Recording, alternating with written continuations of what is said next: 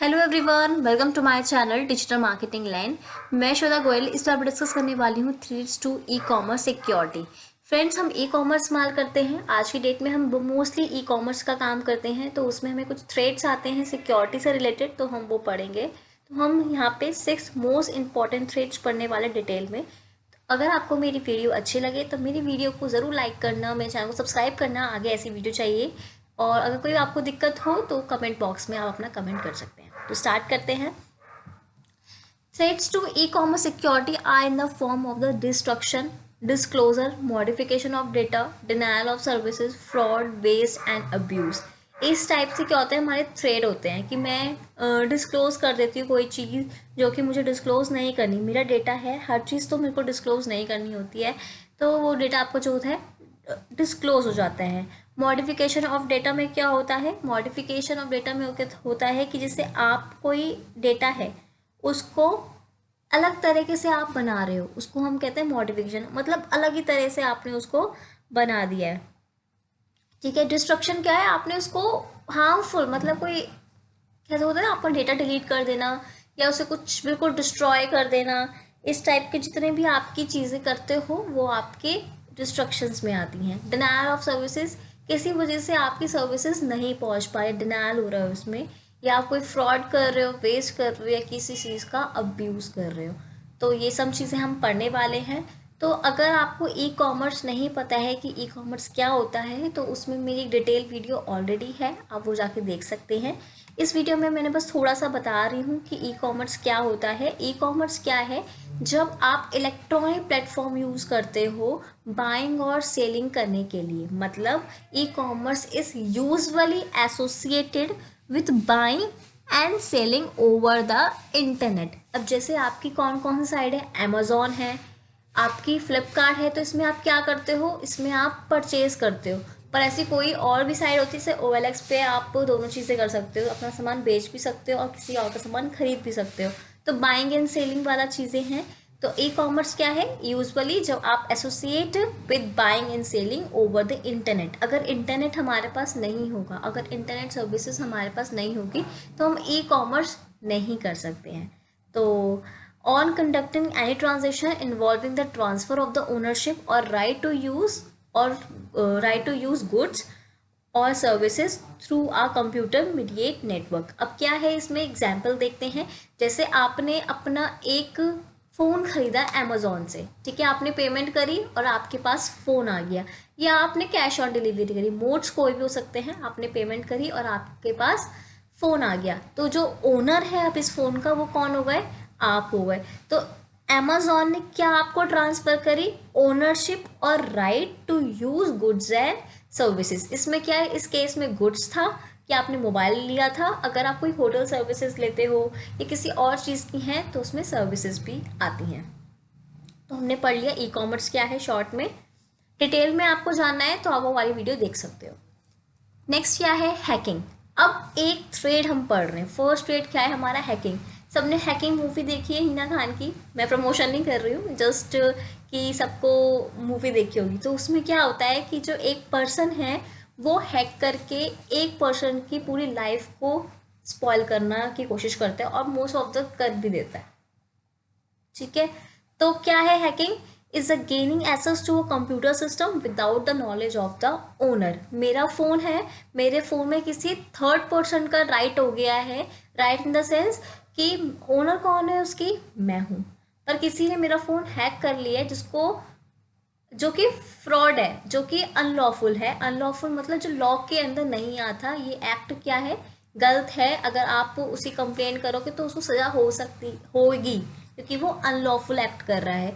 तो ओनर कौन है, मैं हूँ। कोई पर्सन है जो अननोन है या नोन भी हो सकता है, ठीक है, एक नोन या अननोन है मेरा, उसने मेरा फ़ोन का एक्सेस ले लिया है without my knowledge, without my permission. अगर परमिशन ली है तो मुझे वो पता है कि वो चीज़ मेरे फ़ोन के थ्रू, मेरी परमिशन के थ्रू हो रहा है, बट विदाउट माई परमिशन उसने मेरा एक्सेस ले रखा है। तो ये चीज़ क्या है, अनलॉफुल है और ये सब चीज़ें आपकी हैकिंग में आती है। तो फर्स्ट पॉइंट क्लियर हो गया, it is gaining access to a computer system. और वेदर इस कंप्यूटर आपका लैपटॉप हो, आपका फ़ोन हो, कोई भी इलेक्ट्रॉनिक आइटम हो, अगर उसने उसका एक्सेस ले रखा है, आपकी नॉलेज में नहीं है, तो वो आपका क्या आ जाता है, आपका हैकिंग में आ जाता है। नेक्स्ट पॉइंट था, the people who engage in such unlawful act are called hackers. जो ये सब काम करते हैं जो कि अनलॉफुल है, उनको हम क्या बोलते हैं, हैकर। कि उसने मेरा फ़ोन, प्रोसेस क्या हुआ कि उसने मेरा फ़ोन हैक कर रखा है, और वो पर्सन क्या हुआ, हैकर। तो समझ में आ गई तीन टर्म। मैं ओनर, मेरा जो कोई भी डिवाइस है, तो वो कंप्यूटर हो सकता है, फ़ोन हो सकता है, या कोई भी इलेक्ट्रॉनिक डिवाइस हो सकती है, और जिसने मेरा फ़ोन को हैक कर रखा है उसको मैं क्या बोलूँगी, hacker. Once they get access to a target system, then they can alter data available on those system or steal private information such as। क्या हो सकता है कि अगर उसने किसी वजह से मेरा फ़ोन को हैक किया है तो क्या कर सकता है कि वो मेरा डेटा जो है वो उसको चेंज कर सकता है, या वो मेरा कोई जो सीक्रेट डेटा है जो मुझे किसी को रिवील नहीं करना, वो चीज़ रिवील कर सकता है। मेरे बैंक अकाउंट चेक कर सकता है, मेरी क्रेडिट अकाउंट चेक कर सकता है। क्योंकि बहुत क्या होता है, अब हम अपने पिक्स भी, अपने पासवर्ड्स भी, इवन अपनी एक्सेस भी, मतलब हमारा OTP आता है, तो हम सब चीज़ें इसमें अपने फ़ोन में सेव करके रख लेते हैं। तो उससे क्या होता है, हमारी काफ़ी सारी इन्फॉर्मेशन रिवील हो जाती है।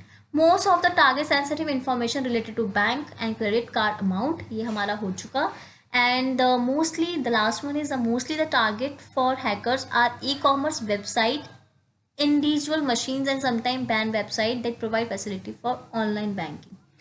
अब क्या है, ऑनलाइन बैंकिंग वाला हमने पढ़ लिया कि हमारे OTPs वगैरह होते हैं, और क्या होता है कि आपकी वेबसाइट वगैरह चल रही है, वो आपकी हैक हो जाती है, तो आपका पासवर्ड चेंज कर सकता है, और बहुत सारी चीज़ें हैं जिसमें आपको बहुत वो की आपकी वेबसाइट का मिसयूज़ कर सकता है, और आपको आपकी एक रेपुटेशन पे भी आपकी फ़र्क पड़ जाता है। तो क्लियर हो गया हैकिंग, हमने एक थ्रेड पढ़ा। अभी तक हमने क्या पढ़ा कि फ्रॉड्स में क्या क्या होता है, आपका डेटा चेंज हो जाता है, आपका डेटा ख़त्म हो जाता है, मतलब वो हटा देता है, फिनिश कर देता है, या कोई फ्रॉड कंडक्ट करता है उससे, ये सब हमने पढ़ा। देन हमने पढ़ा कि ई-कॉमर्स क्या होता है, देन उसका फर्स्ट थ्रेड हमने पढ़ा हैकिंग।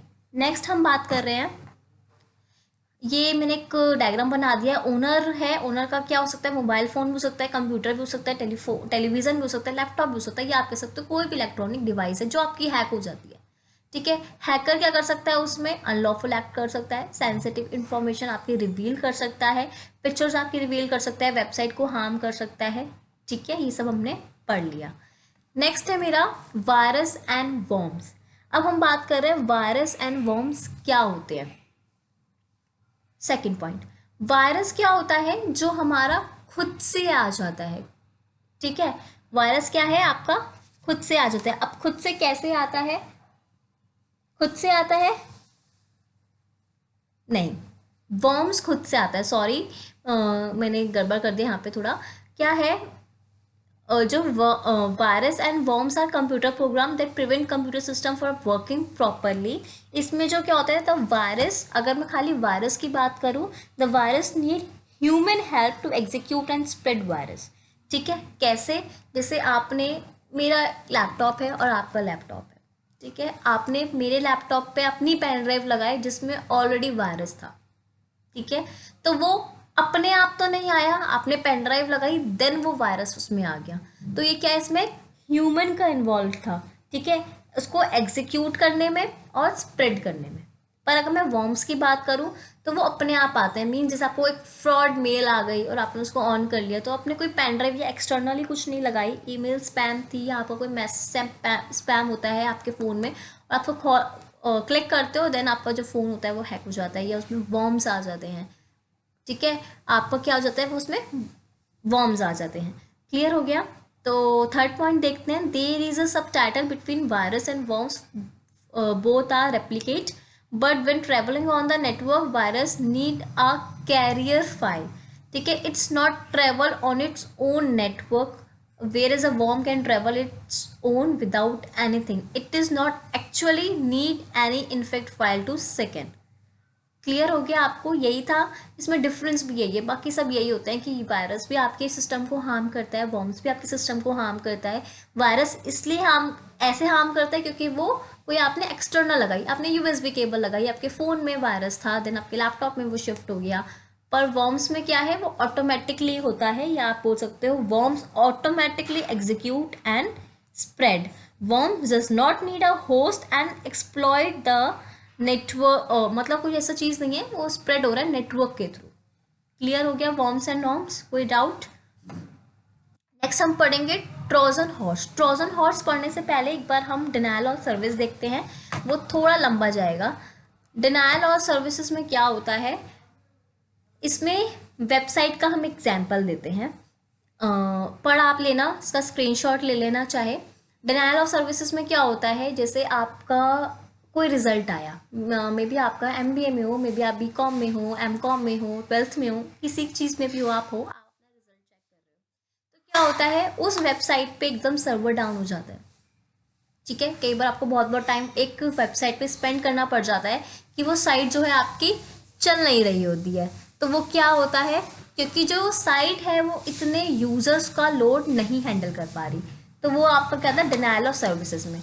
पर ये तो नॉर्मल केस है, ठीक है, आपने कोई चीज़ खोली है और वो नहीं चल रही है, तो नॉर्मल केसेस में हैक कैसे हो गया या ये थ्रेड कैसे हो गया ई कॉमर्स का। तो एग्जाम्पल देखते हैं।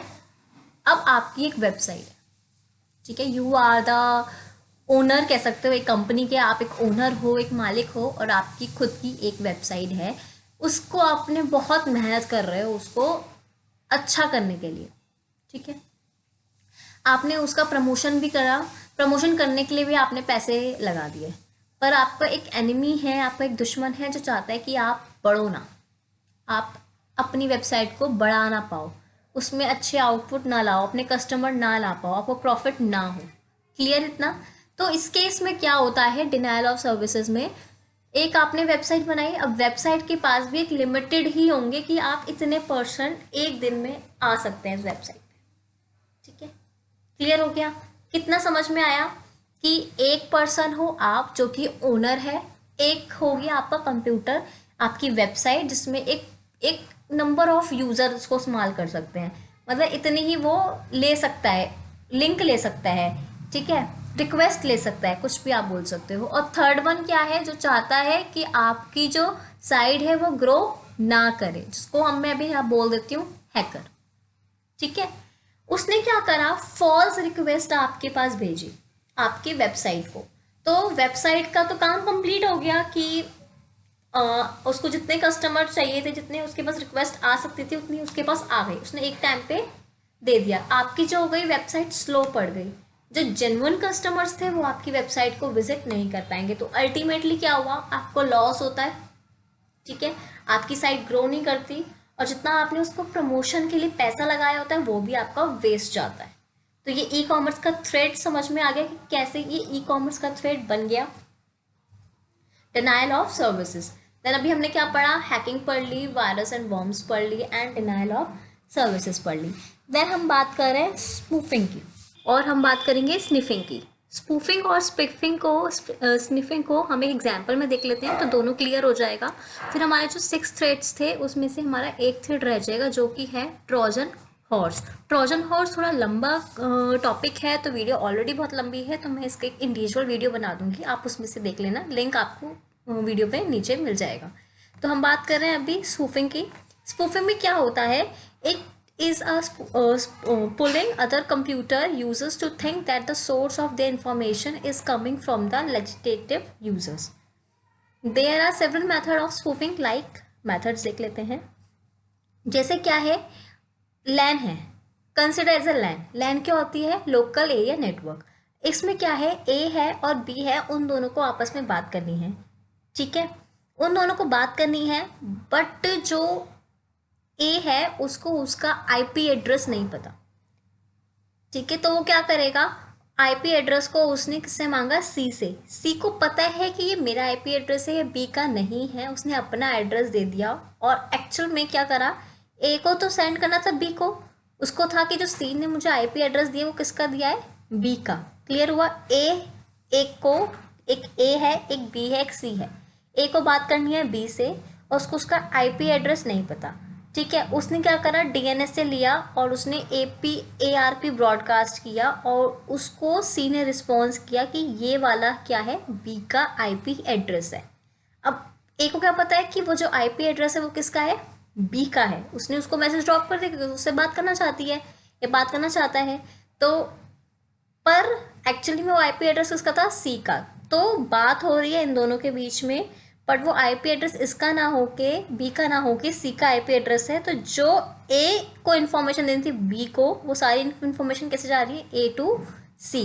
तो ये भी आपका थ्रेड है कि कोई भी आपको गलत आईपी एड्रेस है कि आपकी इन्फॉर्मेशन को रिवील कर देता है। और आपको पता है कि आपकी जो ट्रांजेक्शन है, आपकी जो ट्रांसमिट है, आपको पता है कि वो मैं तो ठीक को दे रहा हूँ क्योंकि मैंने तो बी को ही दिया है ना, पर एक्चुअली में वो सी का आईपी एड्रेस था और सारी इन्फॉर्मेशन किसको चली गई, सी को। तो consider the same LAN, A wants to talk to B but does not know how because it does not know B MAC address. A will get the IP address from DNS and send out an ARP broadcast to get B's MAC from someone on the LAN जो वहाँ पे था, ठीक है। फिर क्या करा, सेन ने रिस्पॉन्स किया कि ये वाला जो है वो बी का आपका आईपी एड्रेस है। वो ए ने उसको मान लिया, ए ने मैसेज सेंड कर दिया, पर एक्चुअल में क्या था, वो आईपी एड्रेस सी का था और सारी इन्फॉर्मेशन किसको चली गई, सी को चली गई।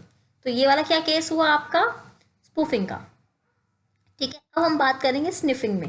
अगर मैं आपको डेफिनेशन से बता दी तो आप कंफ्यूज हो जाते हैं। एग्जाम्पल देखो, थोड़ा डिफरेंस है, वो आपको समझ में आ जाएगा। स्निफिंग में क्या है, it's means seeing all packets pass through wire और समटाइम्स थ्रू एयर और वायरलेस नेटवर्क। ऐसा तो होता नहीं है कि हर जगह आपकी जो में नेटवर्क में वायर होती है, आपका बहुत सारी चीज़ें जिसमें आपका वायर नहीं होती है। तो उसमें क्या है, initially the technique was being used to fixing network problem. अब इसमें क्या था, ए को बी से और सी को बात करनी थी, मतलब ए और बी बात कर रहे थे और सी जो है वो ट्राइंग कर रहा था, उनको अटैक कर रहा था और कोशिश कर रहा था कि वो उनकी बात सुन ले। अब ये कैसे होता है, ए जब बी को इन्फॉर्मेशन पास करता है, जो आपकी इन्फॉर्मेशन होती है वो छोटे छोटे पैकेट्स में जाती है। मतलब आपके तरफ से पूरी इन्फॉर्मेशन गई, बी को ही पूरी इन्फॉर्मेशन मिली, पर जो बीच में नेटवर्क है उसमें आपके छोटे छोटे पैकेट्स बन जाते हैं। तो सी उसमें अटैक कर रहा है बार बार और उसमें से कुछ जो है वो पैकेट्स, जो वो कुछ उसके जो पैकेट्स बने हुए थे वो कुछ आपके जो है उसको डैमेज करके अपने पास वो ले लेता है। तो आपकी जो इन्फॉर्मेशन है आपको गलत जा रही है या आपको इनकम्प्लीट जा रही है, और इनकम्प्लीट भी नहीं जा रही तो उसके पास वो आपकी इन्फॉर्मेशन आ ही रही है। तो इस टाइप का सारा प्रोसेस किस में होता है, आपका स्निफिंग में। तो क्लियर हो गया। अभी आज हमने कुछ 5 पॉइंट्स पढ़े थे जिसमें हैकिंग बहुत ईजी था, हैकिंग आप कभी नहीं भूलोगे। हैकिंग हमने पढ़ा, देन हमने पढ़ा virus and worms. Virus and worms में करा कि वायरस जो है वो ह्यूमन से स्प्रेड होता है, इससे हमने उसमें एग्जांपल लिया पेन ड्राइव। वॉर्म्स ऑटोमेटिकली खुद से जनरेट हो जाता है। स्पूफिंग हमने पढ़ लिया, देन हमने बात करनी थी स्निफिंग की, फिर हमने पढ़ा था denial of services. Denial of service में हमने वेबसाइट्स का एग्जाम्पल लिया था, ठीक है। तो फ्रेंड्स आज के लिए इतना ही। नेक्स्ट वीडियो के लिए चैनल को ज़रूर सब्सक्राइब करना, वीडियो अच्छी लगी तो लाइक करना, कोई भी प्रॉब्लम हो तो कमेंट बॉक्स में ज़रूर कमेंट करना। Thank you. वीडियो अच्छी लगे तो भी कमेंट कर देना। Thank you.